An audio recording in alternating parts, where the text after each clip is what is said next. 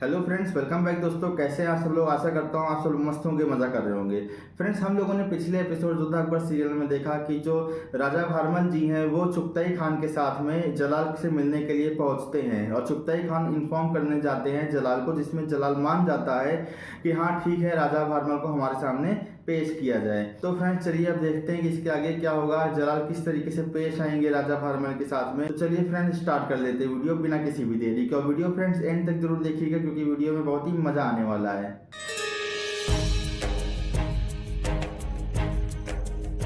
आगरे के सुल्तान को आमेर के राजा का नमस्कार।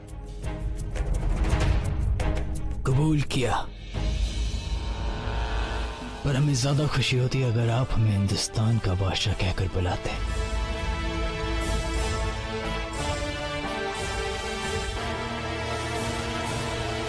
चुगताई खान ने बताया कि आप किसी मसले पर बात करना चाहते हैं।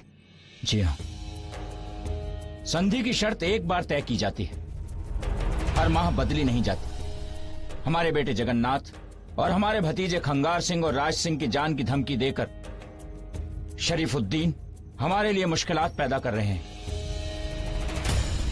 तो क्या चाहते हैं आप? हम चाहते हैं कि हमारे बेटे... वो बातें बाद में होती रहेंगी।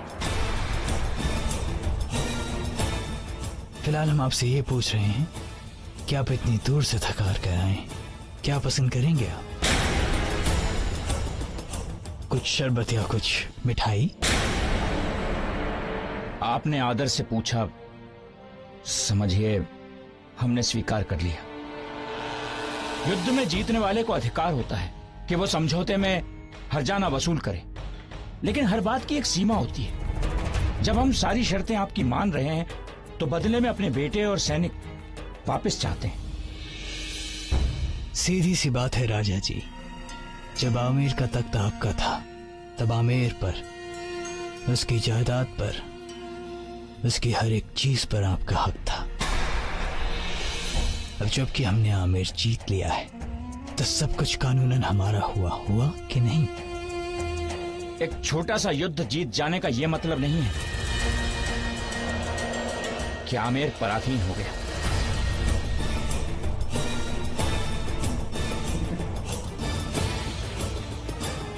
तो ठीक है, आर पार की जंग कर लेते हैं, आमेर पर पूरी तरह कब्जा कर लेते हैं, फिर तो आपको कोई शिकायत नहीं होनी चाहिए। शूरवीर युद्ध से नहीं डरते हैं, न ही मरने से कतराते हैं, पर हम नहीं चाहते कि बेवजह वीरों का खून बहे। उफ,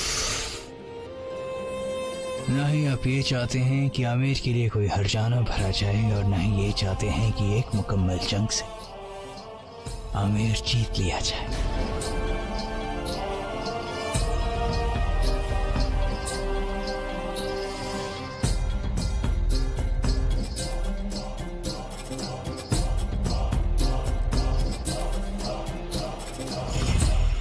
तो फिर क्या चाहते हैं आप, बताइए? कोई तीसरा रास्ता? कोई तीसरा रास्ता नहीं है राजा साहब। अब या तो आपकी आन है या मुगलों की शान।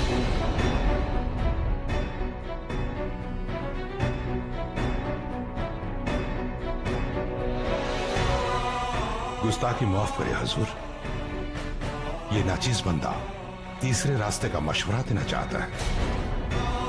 एक रास्ता है हुजूर जिससे आमेर की आन भी बनी रहेगी और मुगल सल्तनत की शान भी। बताइए। अगर आप दोनों के बीच रिश्ता हो जाए हुजूर,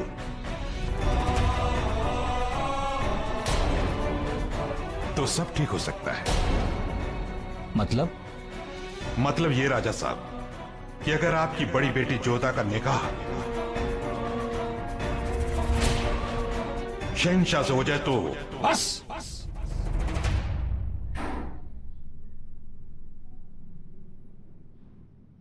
बस करो चुगताई खान। आपकी हिम्मत कैसे हुई चुगताई खान? आप मेरी बात... बस, अब कोई और बात नहीं। लगता है मर्यादा तोड़ना आप मुगलों की आदत है। पहले शरीफुद्दीन ने शत्रुता की मर्यादा तोड़ी और अब आप मित्रता की मर्यादा तोड़ रहे हैं। हम में और मुगलों में कोई संबंध नहीं हो सकता। ठीक ही तो कह रहे हैं राजा साहब। और वैसे भी सृष्टि की जरूरत क्या है? जब आमेर ही हमारा है तो आमेर की हर एक चीज हमारी है। फिर चाहे वो उसकी शहजादी हो या उसकी बांदी, और हम जिसे चाहें अपने हरम की शान बना सकते हैं। हुजूर, अगर आपकी मंजूरी हो तो मैं भारमल जी से अकेले में बातचीत करना चाहता हूं। बेहतर है अगर ये हमारे नुमाइंदों से बात करें तो ही बेहतर होगा, क्योंकि एक बादशाह दूसरे बादशाह से बात कर सकता है। और शायद इन्हें अब इस बात का एहसास हो गया है कि अब ये एक राजा नहीं रहे।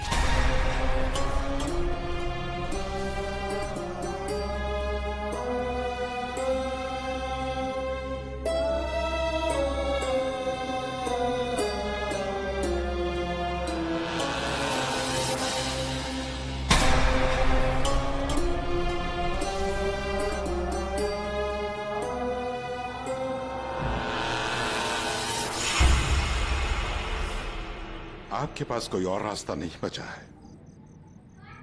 या तो आप मुगलों से फिर से युद्ध करें या फिर मौजूदा हालात को कबूल कर लें। पहले रास्ते में आमेर पूरी तरह से तबाह हो जाएगा और दूसरे रास्ते में आहिस्ता आहिस्ता, और आमेर की तबाही तय है और उसी से आपको बचाने के लिए रास्ता निकाला। ये तो मौत से भी बुरा विकल्प है चुगताई खान। हम अपनी बेटी को मुगलों को दे दें? नहीं, आमेर तबाह होता है तो हो जाए, हम इनकी कोई शर्त नहीं मानेंगे। सारे राजघरानों के सामने नजरें झुकाकर हम नहीं घूम सकते। नजरें कमजोर आदमी झुकाता है। अगर हिंदुस्तान का शहंशाह आपका दामाद बन जाए तो आपसे कौन नजरें मिलाएगा? कोई नहीं। और आमेर और ज्यादा फले फूलेगा और ज्यादा ताकतवर होगा। और रही बात जोधा की, जोधा कहां एक राजवंश की एक छोटी सी रियासत की राजकुमारी और कहां मुगल सल्तनत की मलिका। और हम अपने इतिहास को क्या जवाब देंगे कि अपने आप को बचाने के लिए हमने अपनी बेटी को मुगलों के घर भेज दिया? अगर एक बार जोधा मुगल सल्तनत की मलिका बन गई तो आमेर का तारीख में एक अलग ही नाम होगा, सबसे ऊंचा। रही बात मुगलों से रिश्ते की, दोस्ती सबसे बड़ा पाक रिश्ता है। अगर मुझ मुगल से वो रिश्ता बना सकते हैं आप, तो शहंशाह से क्यों नहीं? तुम कुछ भी कहो चुगताई खान, हम राजा होने से पहले एक राजवंशी हैं। हम राजवंशों के मान को ठेस नहीं लगने देंगे। हे माँ भवानी, तुमने हमें किस दुविधा में डाल दिया। अक्सर नई मुश्किलें ही नई मिसाल कायम करती हैं भारमल जी। एक राजा की मुश्किलों का हल आप एक बाप बनकर निकालना चाहते हैं। राजा बनकर सोचिए, हल खुद ब खुद निकल आएगा।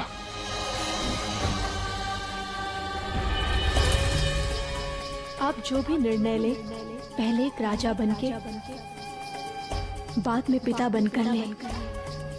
पहले आमेर के बारे में सोचें, बाद में हमारे बारे में।